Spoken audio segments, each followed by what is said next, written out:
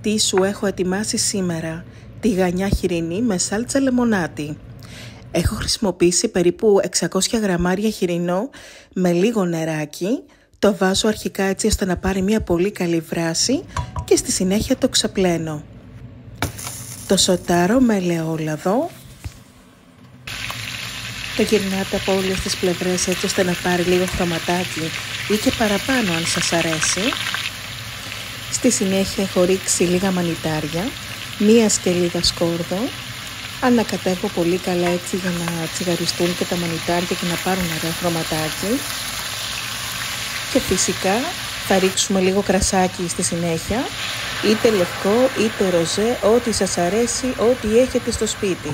Αφήστε τον να εξατμιστεί, ρίξτε λίγο νεράκι έτσι ώστε να σκεπάσει το κρέας και αφήστε να βράσει περίπου 30 λεπτά. Το αφήνετε φυσικά με λίγο ζουμάκι, ρίχνετε μισό κουταλάκι του γλυκού αλάτι, ρίχνουμε πιπέρι μαύρο, ένα κουταλάκι του γλυκού μουστάρδα και ανακατεύουμε πολύ καλά να πάει παντού η μουστάρδα μας.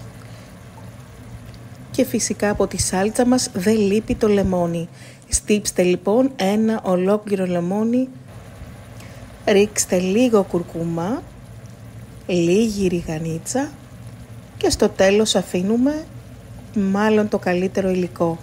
Λίγη φετούλα έτσι ώστε να δέσει καλύτερα η σαλτσούλα, να νοστιμίνει και να εντυπωσιάσει τους καλεσμένους ή τους συγγενείς σας ή τους φίλους που θα έχετε στο σπίτι. Πραγματικά είναι πολύ εύκολη και νόστιμη η συνταγή. Σερβίρετε με πατάτες τηγανιτές ή με ριζάκι ή ό,τι άλλο σας αρέσει. Αν λοιπόν σας άρεσε και αυτή η συνταγή, πατήστε μου ένα like.